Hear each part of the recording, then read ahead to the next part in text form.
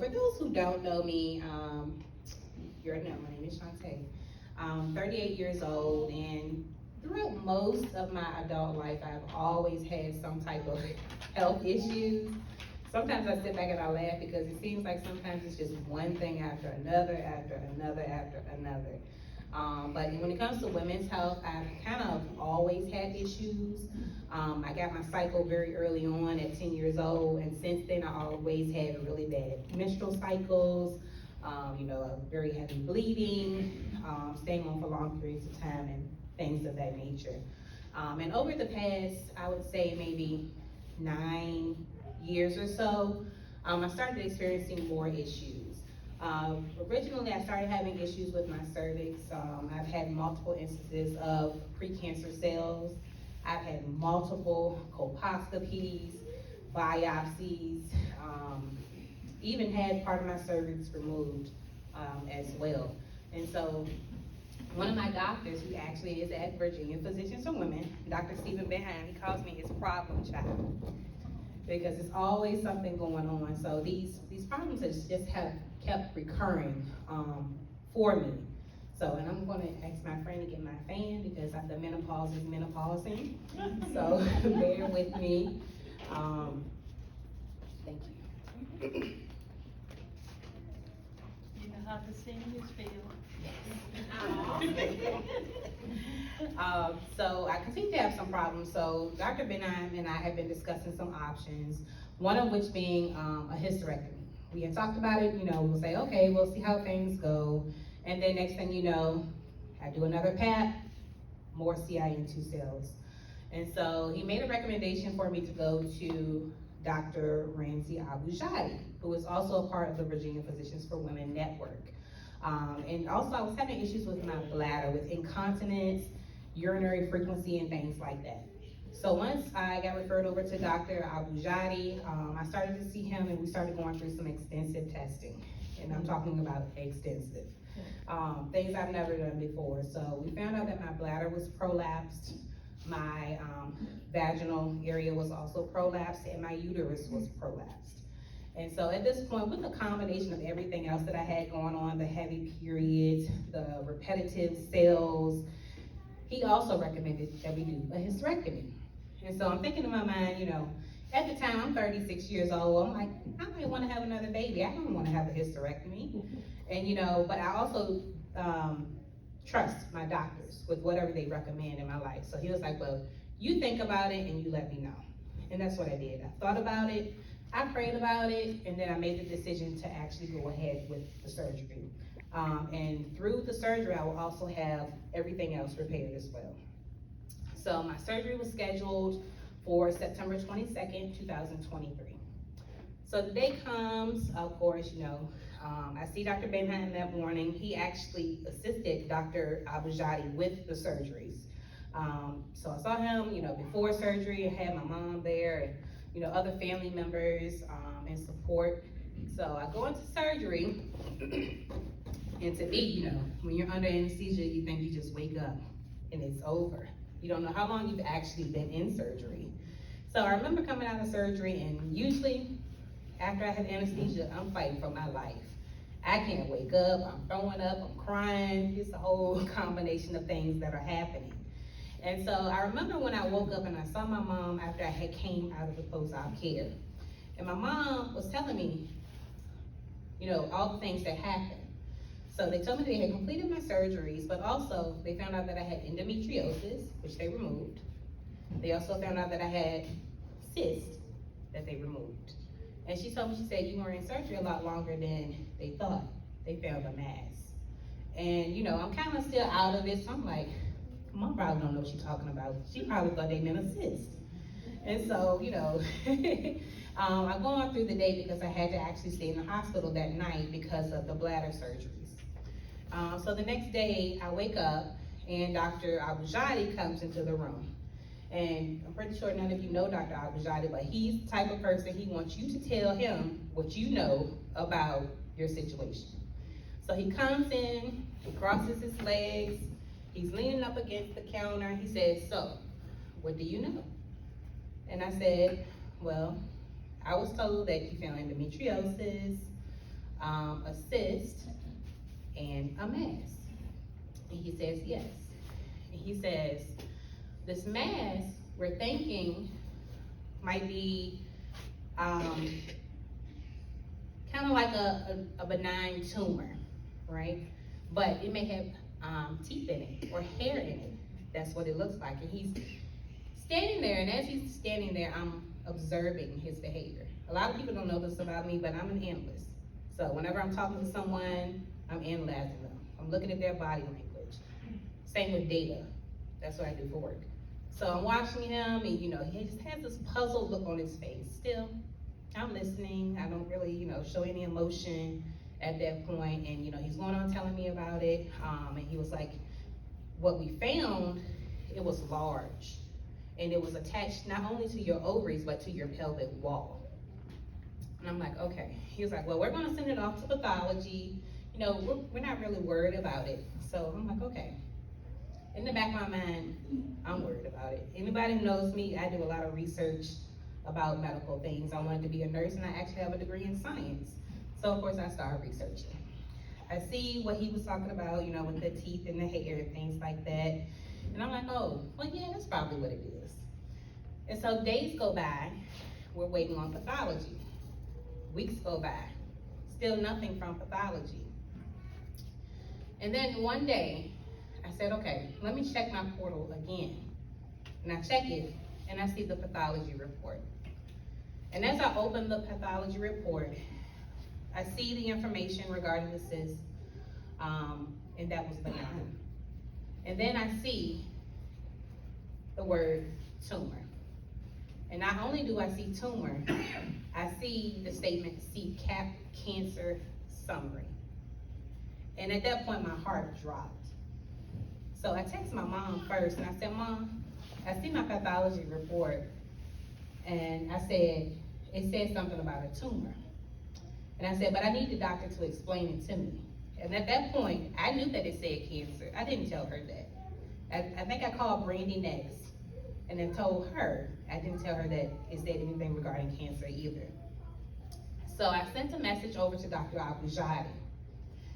And apparently he didn't see that I knew what the results said, because I saw it in my Johnston Willis portal opposed to my Virginia Physicians for Women portal.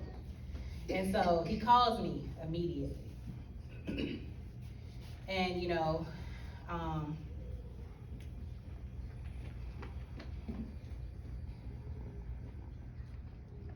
we started having a conversation, and he asked me, what did I see? And I started explaining to him what I saw. And I asked him, do I have cancer? And at that point, he didn't give me a definitive answer. He says, this is what we need to do.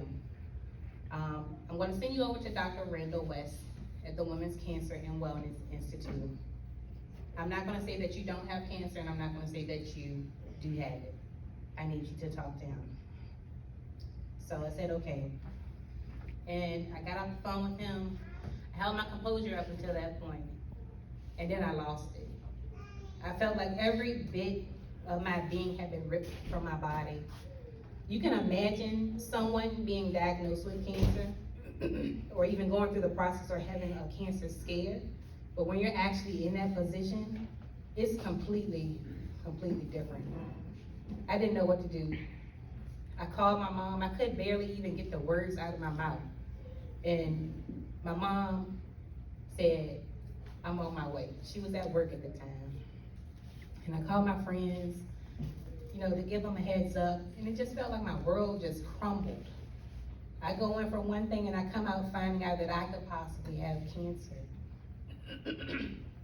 Excuse me. And one thing I will say is that my circle, not even my circle, my village is strong. Once I started telling people what was going on with me, they were there for me. Once my mom came, later that night, I got a knock on my door, and it was my best friend.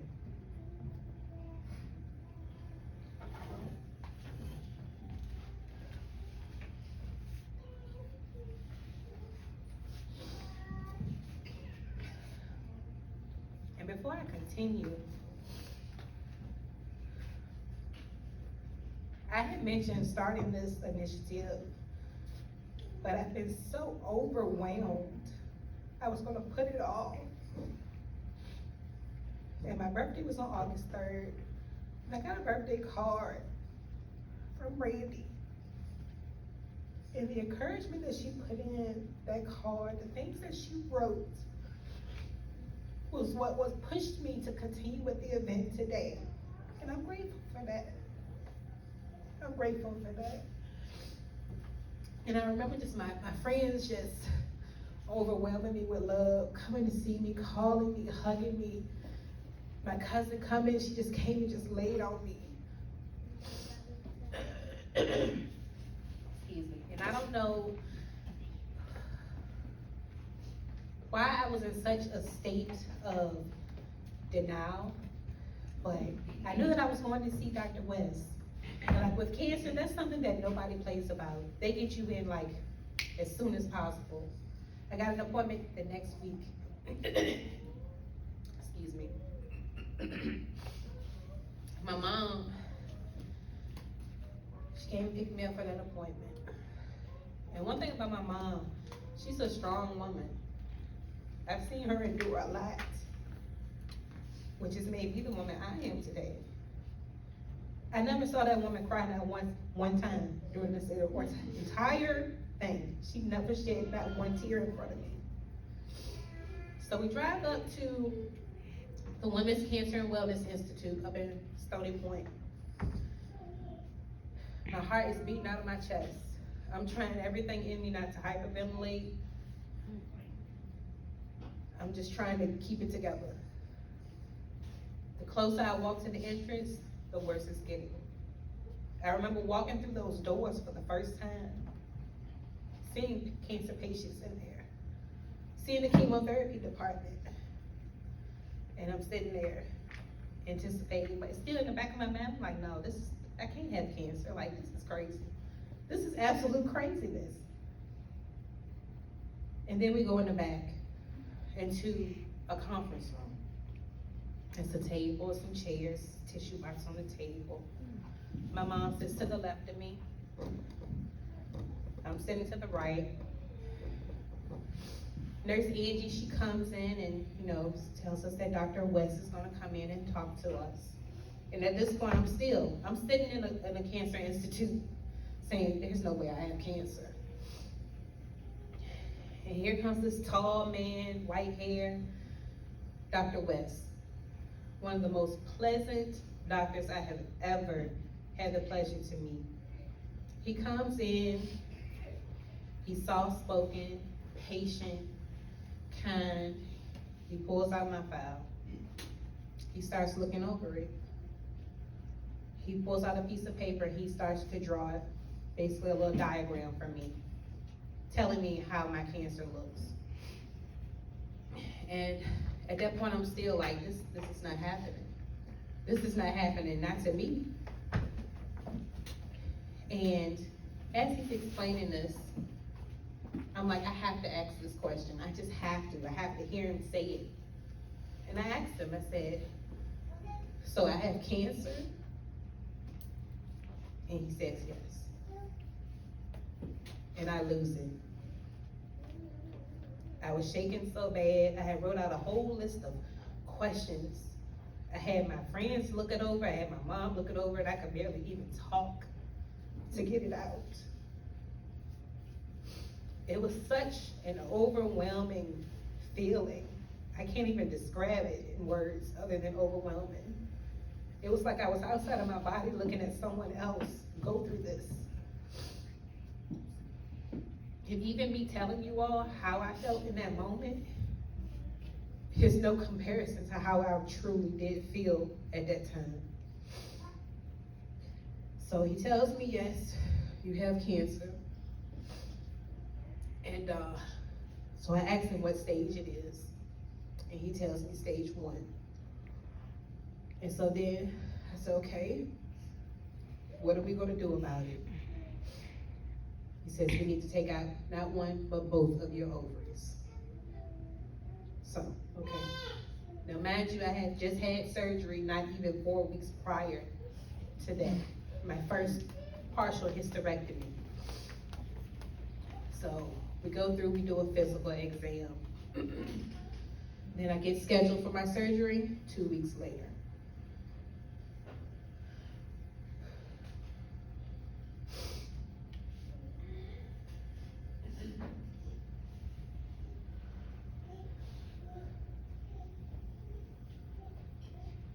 I had to rely heavily on my faith. And I'm gonna be 100% transparent with everyone. It was hard. People think just because you're Christian that you always go through life and have daisies and rose petals, sunshines and rainbows. That's not the case. Because I didn't understand. I even said it, what did I do to deserve this? Am I not living correctly? Why is this happening to me? Why is always bad things happening to me? I don't understand. Every single day has been difficult. I mean, I still have to be a mother to my son. I had to sit my boys down, my baby boy, my oldest son down and tell him that I have cancer. Seeing my baby cry was hurtful. Having to tell my family, my friends, watching them sob. It was hard, it was difficult.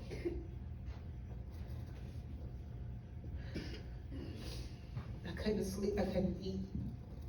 I cried all day, every single day. Every single day, all day.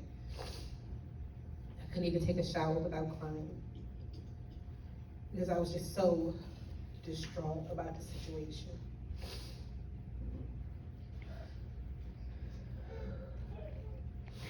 It has been a journey.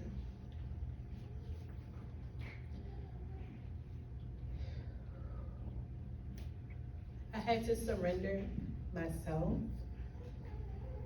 to God for His grace. I just took a day because I just could not take it anymore. I got to the point where I wasn't really talking about it because I was just hurting so bad. Every now and then I might say something to one of my friends or to my mom and say, this is a lot. That's all I would say, this is a lot. And one day I was at home. I was just like, I can't do this anymore. I can't take this anymore. I can't deal with it anymore. I can't do anything. God, I need you. I need you to help me. I need you to pick me up because right now I can't pick myself up. I can't. I cannot handle this. And I know that He gives His toughest battles to His strongest warriors. I'm one of them. I have many testimonies. But this was different. This was completely different. This is something that will impact my life for the rest of my life. This was different. I have never felt pain like this before. And I had to get on that one-on-one level. I don't know if anybody has had to do this, but not Father in the name of Jesus. But no, Daddy, I need you. I need you to help me. Can you hold me? Can you pick me up? Can you wrap your arms around me? Can you help me to get through this? I surrender. I can't do it. I'm talking about laid out on my floor, face down on the carpet. I can't. I need your glory, God. I need your healing, God. I need your guidance. Will you do that for me, Daddy, please? And I just laid there and I just cried and I wailed. And I wailed and I wailed because I could no longer deal with it. People always tell me that I'm strong, and I am. I'm strong. But in that moment, I was so weak. So weak. And I needed God. Not anybody else. Because the words of encouragement that come from people here on earth, that helps us. God puts people in our lives for reasons, to help us through life. Like he puts our doctors, our nurse practitioners, our nurses here to help us. But he is the only one who can truly get us through certain things in our lives. And as I'm laying there, and I poured my heart out, I've cried until I literally could not cry anymore. I felt this feeling. And I felt this feeling 3 times in my life total. One, years ago, when I was going through a divorce and I was suicidal. The second time, when I almost died from having COVID in 2021. And then this time, I don't know if you've ever felt this feeling, but you know how when you get chills, like your hair stands up on your arms, and it almost feels like somebody just took their hand, ever so gently, and brushed it down your arm. That's the feeling that I had. And one thing about God is he'll send someone to see about us. The Holy Ghost is real, very much so. And that was the confirmation that I needed. Because it almost felt like I was abandoned. And that's just being transparent. That's how I felt.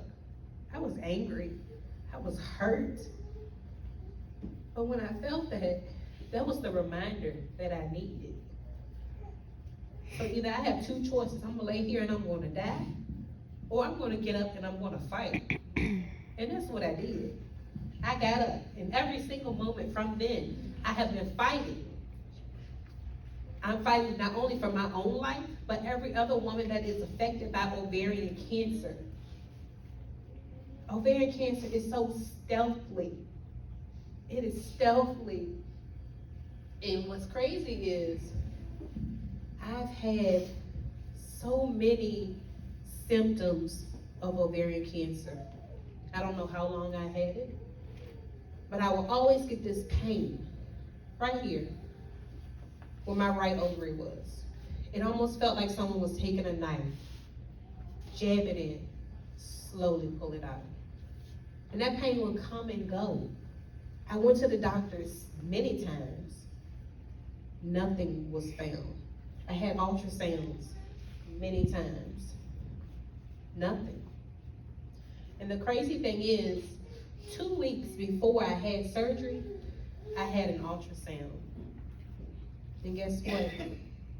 That tumor was not seen. So after I had, excuse me, my second surgery, it was time for me to follow up with Dr. Al-Bujadi. Now mind you, this is the first time that I'm seeing him since I was diagnosed with cancer. So when I go in, one of the nurses is like, "Oh, you're the 37-year-old. And I say, "Yes." She says, "I'm sorry." And I said, "Thank you." Dr. Al-Bashadi comes into the room with me. And he still is in his stance mode with his legs crossed, hand on his chin. And he's like, "We would have never thought that it would have actually been confirmed as cancer." He said, "When we saw it, we automatically treated it as if it were, hoping that the results will come back that it wasn't." He says, "I'm so glad that we did the surgery, because had we not, it would have never been found." And he said, "Do you know why so many women die from ovarian cancer? It's because by the time that it's actually found, it's too late." And not only that, the pathologist called Dr. Al-Bujadi once they received the specimen of the tumor. And he asked him, "Was the tumor intact when they removed it from my body?" And the reason why they asked that question is because had that tumor ruptured as they were removing it, those cancer cells would have sprinkled like glitter fine glitter, that glitter that gets over everything. And Dr. Abujada says, no. He said, I put a bag inside of her. And I took that bag and I wrapped the bag around the tumor completely before I removed it from her body. Had that tumor ruptured, it would have automatically put me in stage 3.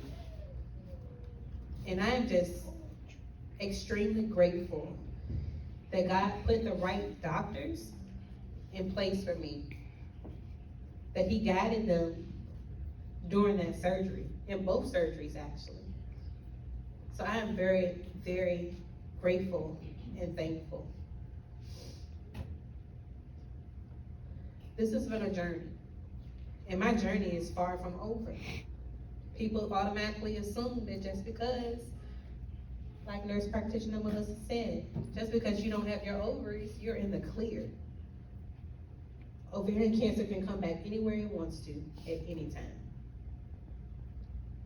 And I'm just thankful that right now, I am still in remission. 1 year later, as of tomorrow, I want to continue to tell my story. I'm going to continue to be encouraging to other people. And this is why I want to use this platform to bring awareness. If you're having any types of symptoms, get checked out. Don't stop. Go for your appointments. I'm about to call my cousins out. Go to y'all appointments. It's serious. Your life can change within a split second.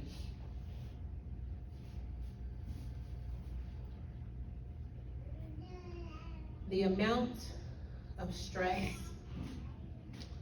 mental and emotional strain that I've endured has been excessive. It's been excessive. However,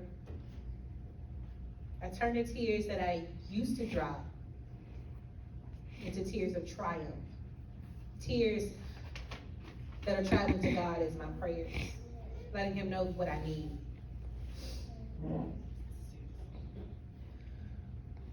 This has been a journey. It really has.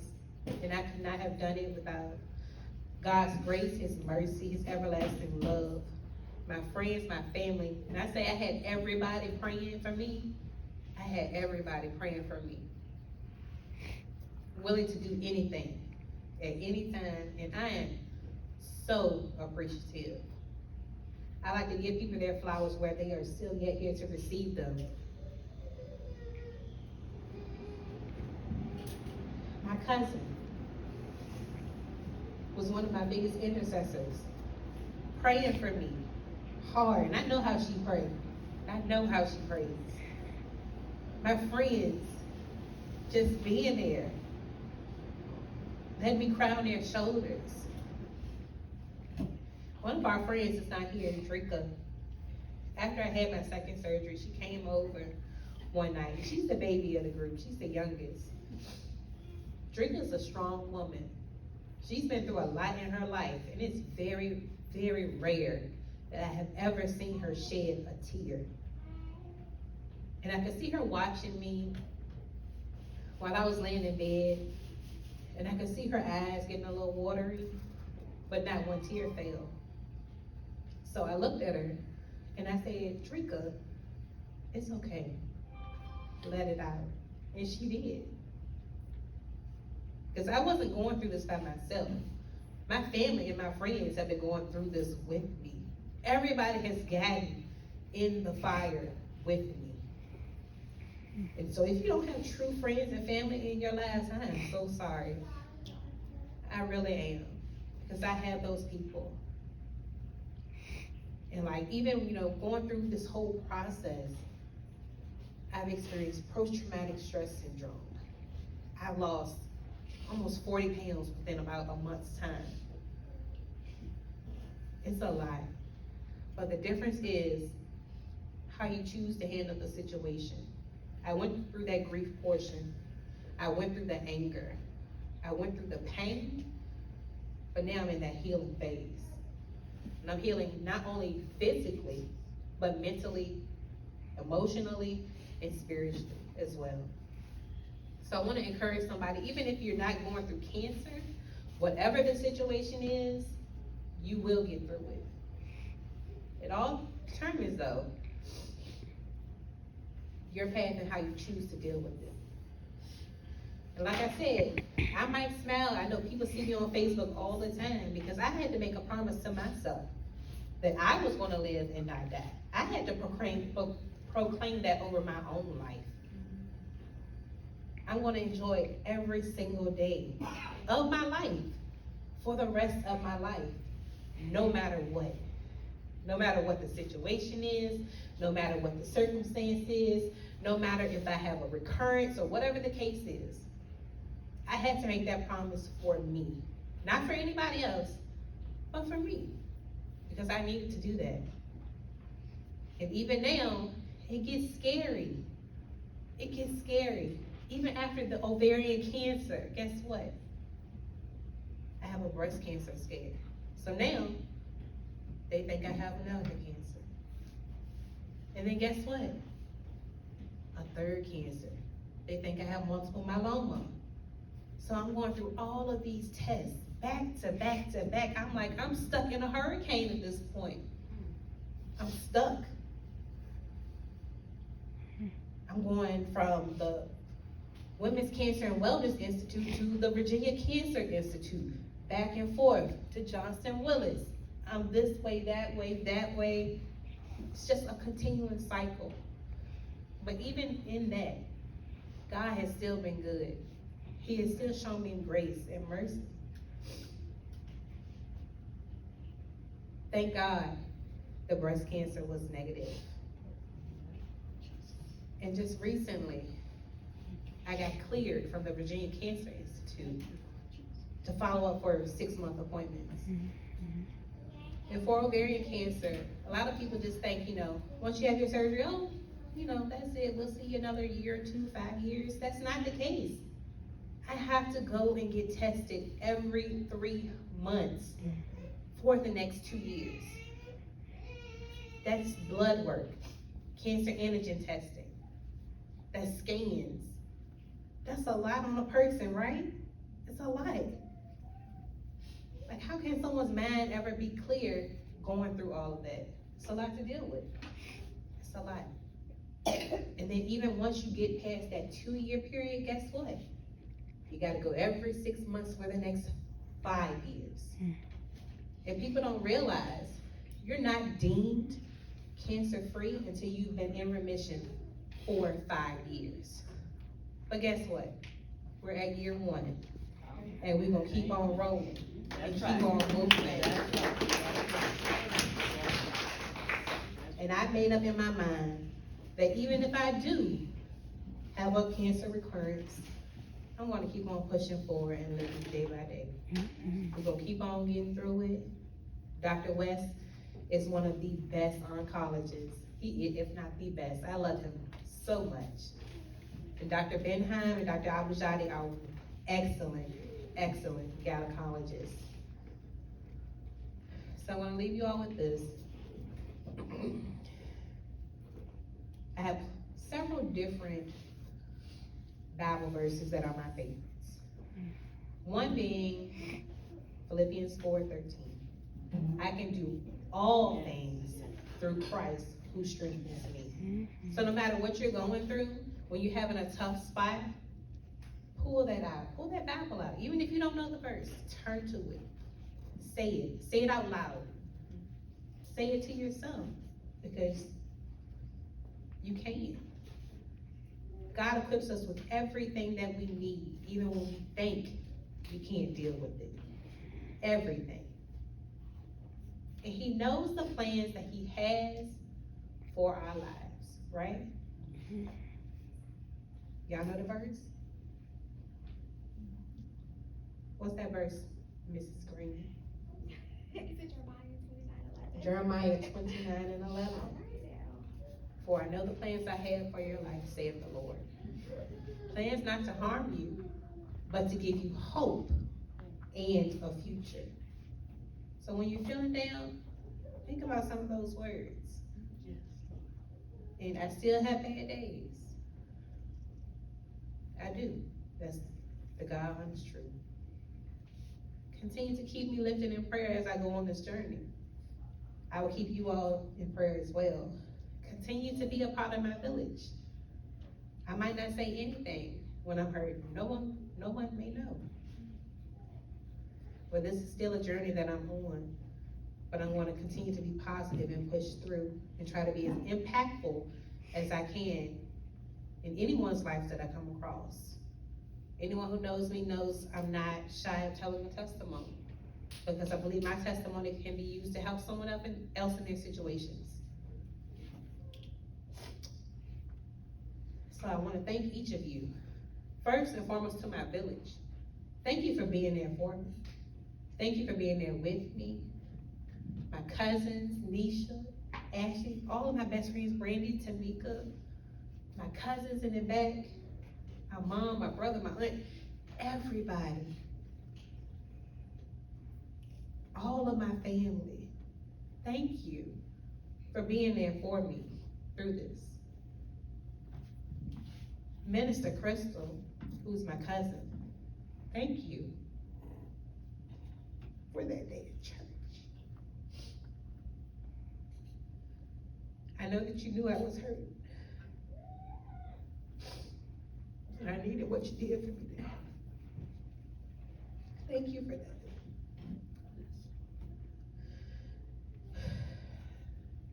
Thank you to each of you for taking some time out this afternoon. I know it wasn't as big as I thought it would be, but I am so grateful that it turned out exactly how it was intended to, with the audience that is here today. I'm forever grateful for you all. And I want to also thank my sponsors. All I had to do was ask, and not one person that I asked had an objection. So I do want to give my thanks to you, first and foremost, for my doctor's office, Virginia Physicians for Women, who is represented by Miss Catherine, and nurse practitioner Melissa. Thank you.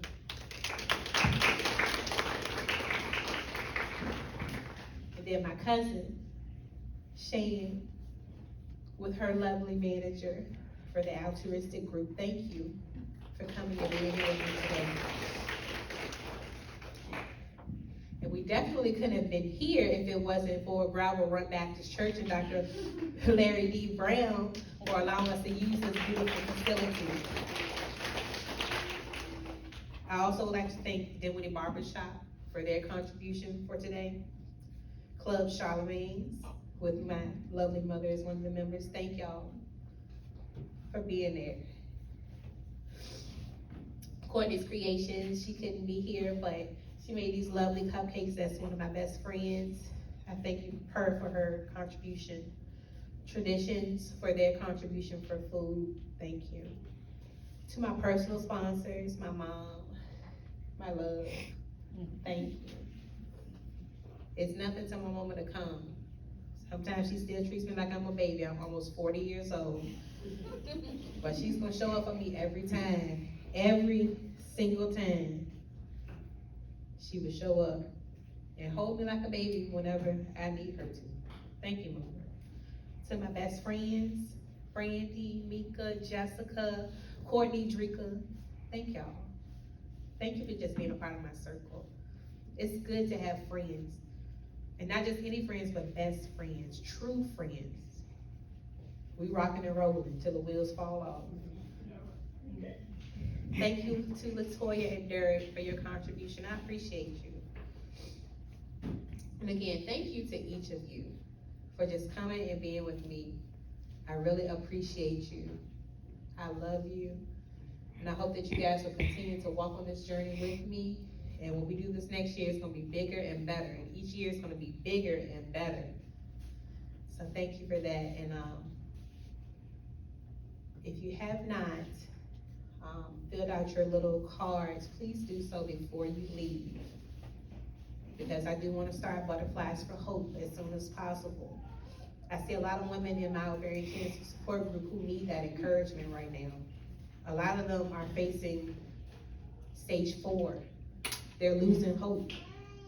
And you never know whether that one word of encouragement can do for them for that day. And I wanna make sure that I'm doing everything to stand in agreement with my teal sisters to help them through their process. So thank you so much, everyone. Please do get some cupcakes. Before you leave, please grab some pictures. I would like to take pictures with everyone if at all possible before you go. Make sure you have a bag. If you have not visited the vendor tables before we wrap up, please do so. If you have any questions for nurse practitioner Melissa, please ask her. Don't feel embarrassed. There's nothing to be embarrassed about. No question is a wrong question. So thank you so much, everyone.